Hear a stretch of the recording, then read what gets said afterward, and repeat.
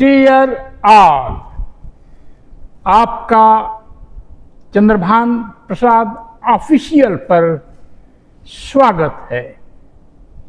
आज मैं बड़ौदा में हूँ और मेरे साथ हैं दलित मिरेकिल मैन, मिरेकिल अंबेडकर वादी संजीव कुमार साहब। नमस्कार। आपकी कंपनी अंबेडकर कंस्ट्रक्शन कंपनी है और एक खास बिजनेस का कंस्ट्रक्शन से जुड़ा एक पहलू है। जब मल्टी स्टोरेज बिल्डिंग बनती हैं तो जो मंच बनाया जाता है, मचान बनाया जाता है, या इसको फोल्डिंग बोलते हैं इंग्लिश में, मल्टी स्टोरेज बिल्डिंग जो बड़ी बनती हैं, समुद्र में भी जो गैस निकलती है, वहाँ पर जो वो प्लेटफॉर्म बनता है जिस पर चढ़कर वर्कर काम करते हैं, उसमें आप इंडिया के नंबर 1 हैं। सही है ये? सही है, सही है। क्या यह भी सही है कि आपके यहाँ करीब 4000 लोग काम करते हैं? जी। 4000 वर्कर्स। यस। क्या यह भी सही है कि कभी आप इसी गुजरात में जामनगर क्षेत्र में एक वर्कर बनकर आए थे? जी। तो एक वर्कर से 4000 वर्कर्स का एम्प्लॉयर बनना और कंपनी का नाम अंबेडकर कंस्ट्रक्शन कंपनी रखना, इसके बावजूद भी सफल होना मार्केट में। हमने सुना है कि आपके कस्टमर्स जो हैं ONGC, Indian oil, Bharat petroleum, यहाँ तक कि रिलायंस इंडस्ट्रीज भी है, जी। L&T भी है आपके कस्टमर्स लिस्ट में, और आपका काम पूरे भारत वर्ष में है। हमें बड़ा इस बात का खेद है कि वहाँ पर लाइट नहीं थी, नहीं तो आपकी मर्सिडीज, BMW वो दिखाई पड़ती। लेकिन मैं दर्शकों को बताना चाहूँगा कि मर्सिडीज, BMW छोटी बात है। हेलीकॉप्टर कभी खरीदेंगे, कभी सोचा है? देखिए सर, ये तो आगे भविष्य में हेलीकॉप्टर तो छोटा चीज़ है। हम लोग जो एम रखे हैं और लक्ष्य रखे हैं वो उससे आगे का है। हमारा मानना है कि अगर सही मेहनत और उचित दिशा हो तो हेलीकॉप्टर क्या, आप खुद का अपना प्लेन रहेगा। वाह, चलिए, यह ड्रीम रखना ही बड़ी बहुत बड़ी बात है। और ऐसे ही लोगों को अंबेडकर वादी कहा जाना चाहिए, जो शेष समाज के लोगों के एम्प्लॉयर बने। और यह घर जो देख रहे हैं, यह एक महामहल है। कितने स्क्वायर फीट में या कितने विश्व में होगा ये घर? ये 50,000 स्क्वायर फीट का है। और 50,000 स्क्वायर फीट। जी, 50,000। और कितना फ्लोर? 2 फ्लोर है। हाँ, ग्राउंड और फर्स्ट है। मैं देख सकता हूँ वहाँ लिफ्ट लगी हुई है। जी जी। यानी इस फ्लोर से अगर फर्स्ट फ्लोर पर जाना है, जब जहाँ आपका बेडरूम वगैरह होगा, तो लिफ्ट लगी वहाँ जाने के लिए। हाँ, लिफ्ट लगा हुआ है। जैसे ही कोई बुजुर्ग वगैरह आदमी भी हैं तो उनको आने में परेशानी नहीं हो। हमारे पिताजी कभी अगर आए या कोई हमारे बुजुर्ग गार्जियन है तो उनको दिक्कत ना हो, इसके लिए हमने वो सुविधा रखा। अच्छा, इधर स्विमिंग पूल भी बना रखा है आपने? जी जी। तो ये बहुत बड़ा महामहल है, एक आदर्श अंबेडकर वादी का। संजीव साहब, आप आराम से, धीरे धीरे, थोड़ा आवाज़ तेज हो, आप उन दिनों को याद करिए जब आप बिहार से गुजरात के लिए चले थे। आप बाय फ्लाइट से आए थे, ट्रेन से आए थे, बस से आए थे, AC बस से आए थे, ट्रेन में first class, AC class, general class, simple sleeper. उस जर्नी के बारे में जरा बताइए हमारे व्यूअर्स को। जब हम बिहार से चले थे तो उस समय क्या था कि बिहार में कब की बात होगी? ये सन 2000 साल की बात है। 2000 की। जी। तो उस समय बिहार में बहुत ही कम रोजी रोजगार था और चूंकि रोजी रोजगार के तलाश में ही हम वहाँ से निकले। जब वहाँ से निकले थे तो पारिवारिक जो बैकग्राउंड होता है कि नहीं कि बहुत धन संपत्ति वैसा तो था नहीं। 20 साल उम्र थी आपकी? हाँ, 20 साल जैसा था, 20-21 साल जैसा। कितना जेब में पैसा रहा होगा जब निकले घर से? तो निकले थे उस समय तो लगभग 500 रुपये रहे होंगे। 500 रुपये? जी जी। तो जब वहाँ से हम आए गुजरात तो हमारे गांव के ही एक कॉन्ट्रैक्टर थे जो दूसरे कंपनी में पाइप कोटिंग का काम चलता था, वाटर प्रूफिंग का, तो उसमें वो काम करते थे। तो उन्हीं के यहाँ हम आए सर पर था। तो उनका मान के चलिए कि कपड़ा उपड़ा धो देना, दे हाथ दबा देना, अच्छा, ये सब सेवा भी किया। हाँ। ताकि उनको ये न लगे कि कोई ऐसे आकर के। हाँ, तो उनको रिक्वेस्ट किया तो वो जिस कंपनी में काम करते थे उस कंपनी में हमको ले गए। और ले गए वहाँ तो बोले कि भाई इनके लिए कुछ काम है तो दीजिए। तो रिक्वेस्ट किया आगे, तो उस कंपनी में हमको एज ए लेबर हम लग गए। नर्मदा प्रोजेक्ट चल रहा था उस समय, जो कि नर्मदा नदी से पूरे गुजरात को जोड़ा जा रहा था बड़े बड़े पाइपलाइन के द्वारा। तो पाइपलाइन के ऊपर में उसको क्रोजन न हो इसके लिए उसका कोटिंग होता था। तो उस प्रोजेक्ट में लेबर के रूप में हम लगे। लेबर से उसका जो इंस्पेक्शन करने के लिए जो अधिकारी आते थे, सरकारी अधिकारी थे, पाइप का इंस्पेक्शन करते थे। तो वो वहाँ पर जो सुपरविज़न में जो लोग थे तो वो उसका जो पाइप का जो मेजरमेंट है वो प्रॉपर निकाल नहीं पाते थे, दिक्कत होता था। तो उस सब संबंध में चर्चा हो रहा था। तो कंपनी का रिक्वायरमेंट आया कि नहीं कि कोई अगर सुपरवाइजर लेवल का आदमी है तो उसको हम लेंगे तो सुपरविज़न करके बढ़िया से इसको आगे बढ़ा सकें। तो हम रिक्वेस्ट किए उस समय कि हमको एक बार मौका दिया जाए। आपकी एजुकेशन क्या थी? मेरा ग्रेजुएशन था। अच्छा जी। तो हमको उस मौका मिला सुपरवाइजर एज ए सुपरवाइजर, लेकिन उन्होंने बोला कि अगर उनका प्रॉपर वर्क निकलेगा और प्रॉपर अगर सुपरविज़न हो पाएगा तो ही वो हमको सैलरी देंगे, और नहीं तो खाने उने के लिए ही खाली मिलेगा बस। हाँ जी। तो लगभग 15-20 दिन में ये हो गया था कि नहीं कि बढ़िया आउटपुट निकल रहा है, प्रॉपर ढंग से जो उनका जो एक्सपेक्टेशन था पेपर वर्क वगैरह का वो सब चीज़ प्रॉपर हो गया था। तो वो सब चीज़ शेड्यूल में चलने लगा था। प्रॉपर वर्किंग प्लान मैं कर देता था कि वर्क का प्रॉपर प्लानिंग कैसे हो और प्रोडक्टिविटी कैसे निकले। तो जो हमारा काम था उसके हिसाब से उस कंपनी में जगह बना। लेकिन वो कंपनी बाद में फिर उनका काम आया PSL गांधीधाम में, बड़ा काम। तो वहाँ पर भेजी वो कंपनी। तो वहाँ पर हम गए तो वर्क प्रोडक्टिविटी काफ़ी मायने रखता था क्योंकि वहाँ का टारगेट था। वहाँ क्या बनता था? पाइप का ही कोटिंग हो रहा था। अच्छा। वाटर प्रूफ का। लेकिन नर्मदा नदी से पानी निकालने के लिए जो पाइप लगती थी, हाँ, जो गांव-गांव को जोड़ने का अभियान चल रहा था, कोटिंग हो रही थी कि इसमें कोटिंग जंग न लगे। हाँ जी जी।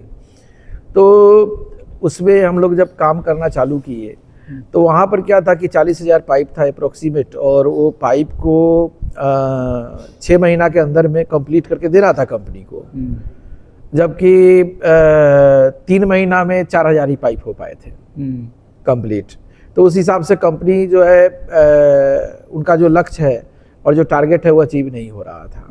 तो इसके लिए हमको भेजी कंपनी वहाँ। तो हम गए तो वर्क प्रोडक्टिविटी प्रॉपर निकले, उसके लिए कुछ फेरबदलाव किए। फेरबदलाव ये किए कि जो वर्कर है तो मोस्टली बिहार का ही वर्कर थे और यूपी के। तो उसमें ये था कि एक दिन में 4 आदमी से लगभग वो लोग 2 पाइप का प्रोडक्टिविटी दे रहे थे कंप्लीट करके।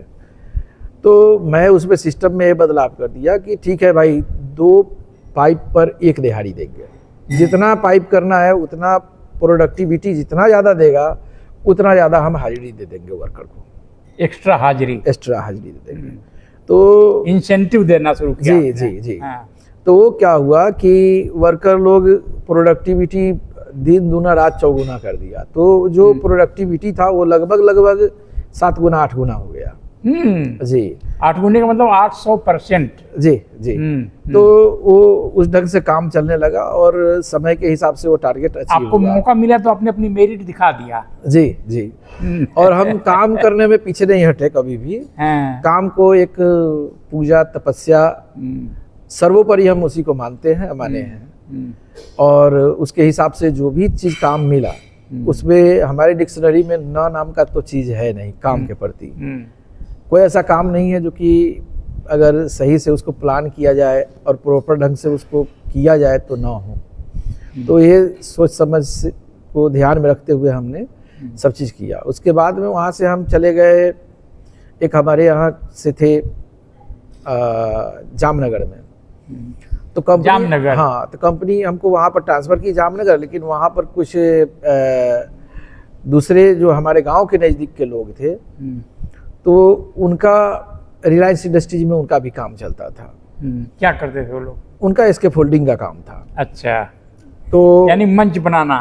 जी जी। हाँ। स्कैफोल्डिंग मतलब क्या होता है कि किसी भी ऊंचाई पर काम करने के लिए एक सुरक्षित जगह स्थान बनाना। जी, उसी को स्कैफोल्डिंग बोला जाता है। जिसमें अपनी इंडिया में नंबर 1 है आप कह रहे हैं। जी जी जी। इंडिया में हम लोग सबसे बड़ा काम कर रहे हैं अभी। लगभग हमारा 32 साइट्स ऑन गोइंग है, जिसमें कि 32 साइट्स पर इस समय काम चल रहा है। जी ऑन गोइंग है। तो हम लोग वहाँ पर उनके माध्यम से काम करना चालू किए।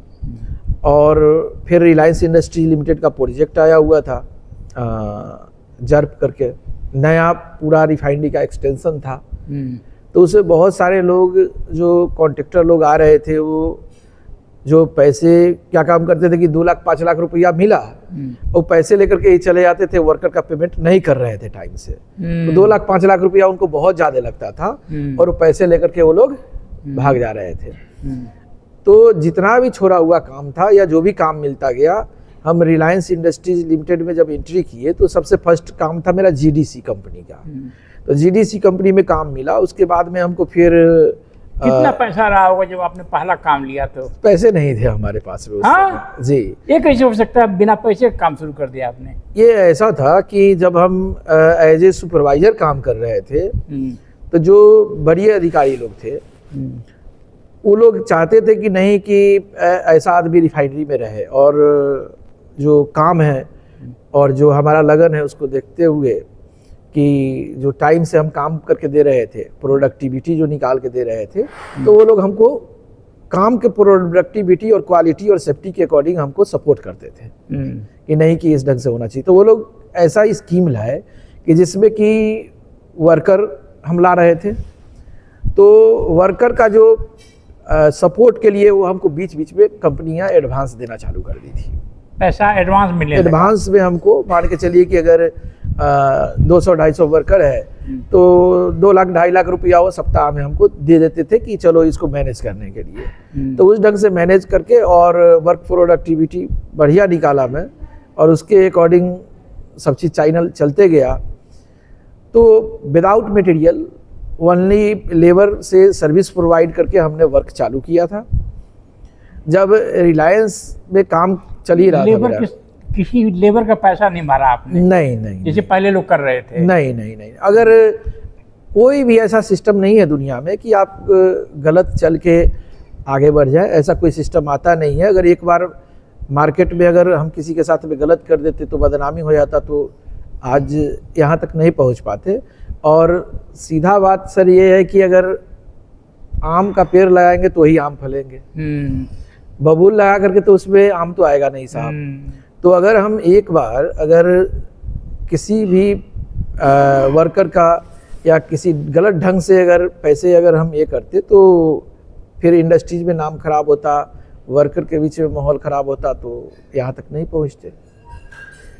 तो उस ढंग से रिलायंस में काम चालू किए जामनगर, और उनका और कई जगह प्लांट में काम चल रहा था। तो उन वर्क के परफॉर्मेंस के आधार पर और उनके रिकमेंडेशन के आधार पर रिलायंस इंडस्ट्रीज के दूसरा तीसरा चौथा प्लांट जो था, जैसे बड़ौदा है, दहेज है, हजीरा है, नागो थाने है, पातालगंगा है, ये सभी जगह हमको उनका ARC मिल गया और हम वहाँ पर काम कर रहे थे, ARC में भी और प्रोजेक्ट में भी। बाद में एक कंपनी थी बड़ौदा में, बड़ौदा रिफाइनरी 2000 लगभग 8 के करीब में यहाँ पर एक्सटेंशन हो रहा था। तो उसमें रिफाइनरी किसकी थी? रिफाइनरी IOCL की थी ये, IOCL की, हाँ, इंडियन बड़ौदा ऑयल में। कॉर्पोरेशन जी लिमिटेड। जी। तो इसमें क्या था कि रिक्वायरमेंट था कॉन्ट्रैक्टर का स्कैफोल्डिंग वर्क के लिए, लेकिन इनका काम था स्कैफोल्डिंग का ही, लेकिन विथ मटेरियल था। तो उस समय हमने पहला बार मटेरियल खरीदा था स्कैफोल्डिंग का।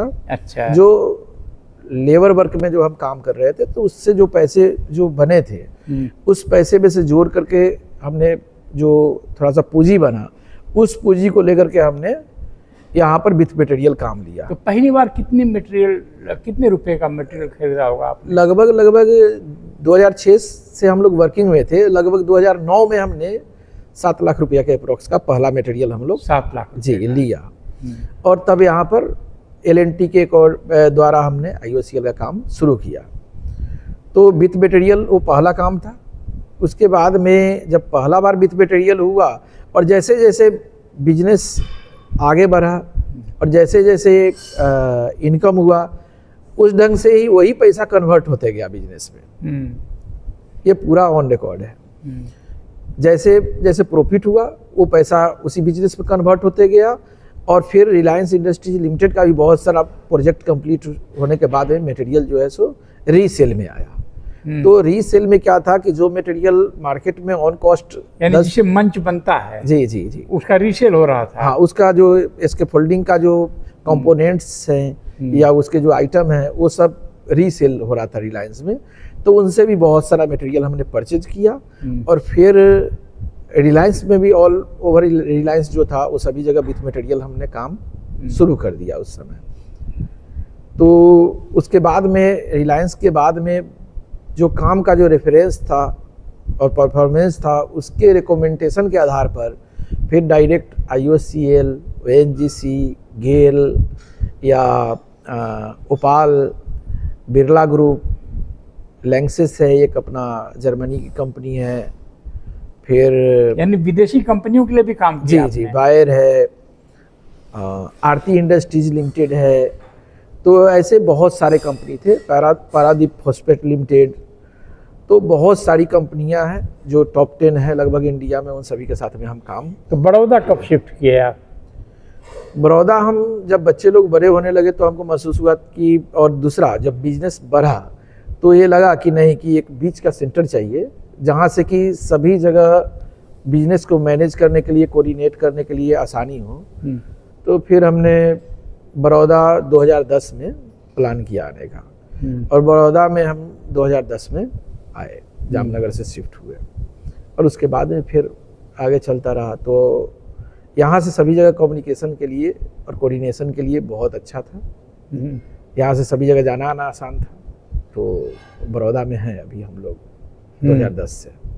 पहले हम लोग एक डुप्लेक्स लिया था 2010 में, यहाँ से लगभग 3 किलोमीटर आगे है वहाँ पर।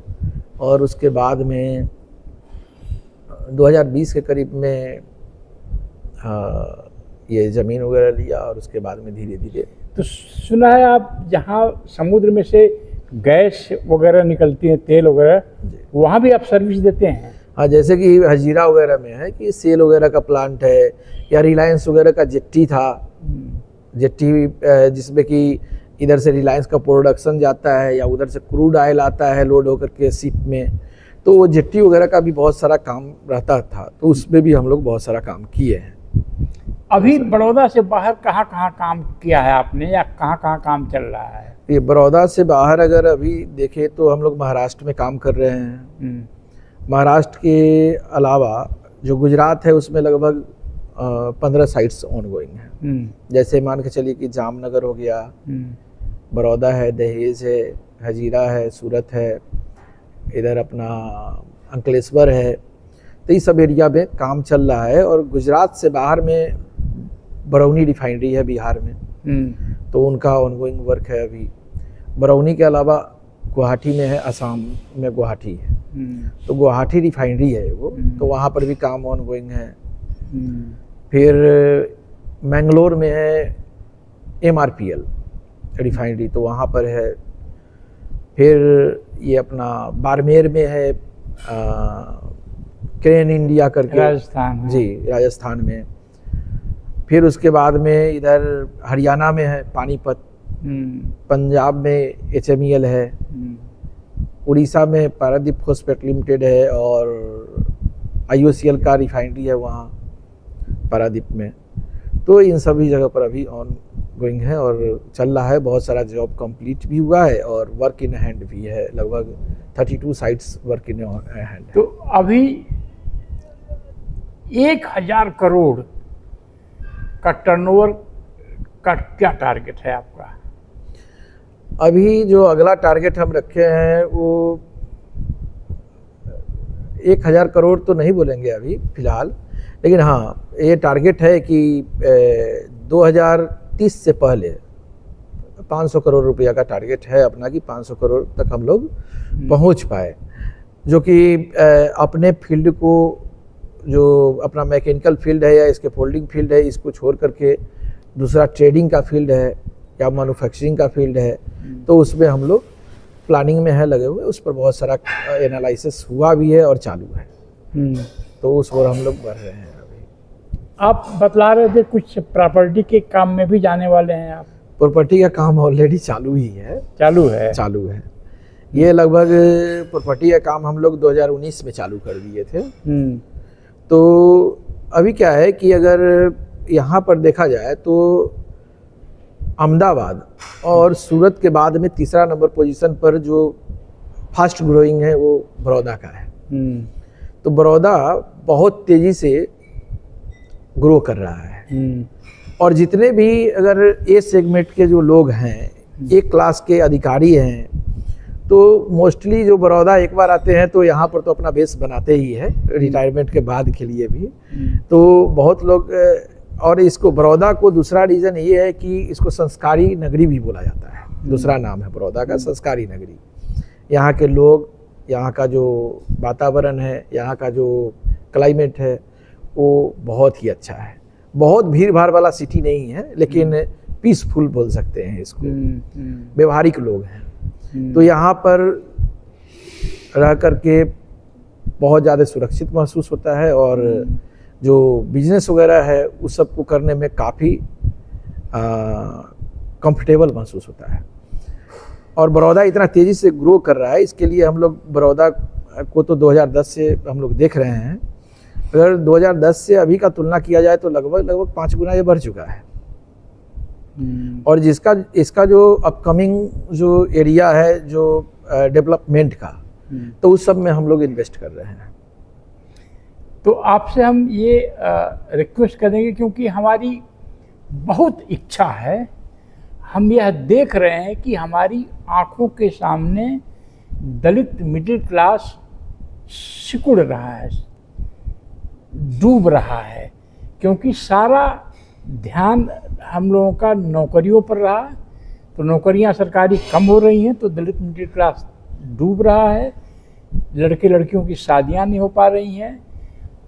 प्राइवेट सेक्टर में कंपटीशन का अब जो नया दौर आया है वहाँ जगह बनानी होगी, लेकिन पूरी दुनिया में बिजनेस से बढ़िया कोई तरीका है नहीं पैसा कमाने का।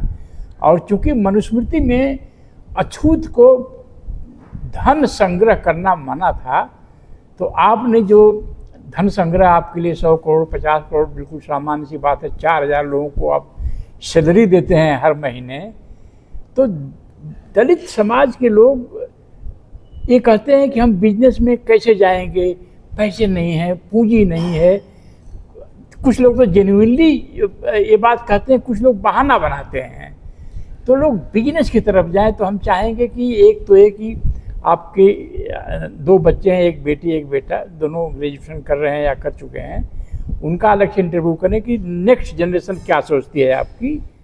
और आपसे बातचीत नेक्स्ट एपिसोड में जारी रहेगी। जिसको ये वीडियो अच्छा लगा वह इसको फॉरवर्ड करें, सपोर्ट करें, क्योंकि बिजनेस के अलावा और कोई अब चारा बचा नहीं है।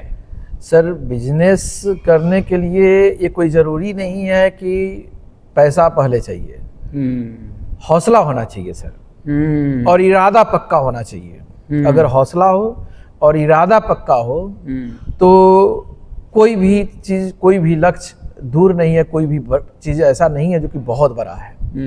लेकिन उसके प्रति मेहनत इतना होना चाहिए कि मेहनत को भी पसीना आ जाए, तो जो लक्ष्य है वो हासिल होकर के ही रहेगा साहब। तो मेरा मानना है कि अगर प्रॉपर प्लानिंग और प्रॉपर टाइमिंग के हिसाब से डे टू डे अगर एक लक्ष्य तय करके और उस तरफ अगर मेहनत किया जाए तो संभव है साहब सब चीज़। कल आपसे प्रॉपर्टी के बिजनेस पर भी हम बातचीत करना चाहेंगे, और बहुत अच्छा लगा। मीरा जी कैमरा संभाली हैं, और हमारे और भी दोस्त कुछ लोग आए हैं अहमदाबाद से, तो बहुत अच्छा लगा, बहुत अच्छा लंच कराया आपने। और आप एयरपोर्ट में आपकी जो मर्सिडीज गई थी इसमें बैठ करके मुझे बहुत अच्छा लगा, क्योंकि मुझे वो दिन याद है कि जब दलितों का गौना होता था, और गौना में अगर कोई दलित दूल्हन दूल्हा रिक्शे में आते थे, रिक्शे को चारों तरफ से साड़ी से या कपड़े से घेर देते थे, तो उसी में दूल्हा दुल्हन आते थे, तो कहते देखो देखो इस जाति के लोग भी अब जो है रिक्शे में आ रहे हैं। और आपने मर्सिडीज भेजा था मेरे लिए एयरपोर्ट पर। थैंक यू सो मच, बहुत अच्छा लगा। आपसे बातचीत जारी रहेगी। जय भीम, जय भारत, जय Ambedkar construction company. Thank you sir, thank you. नमस्कार, मैं संजीव कुमार।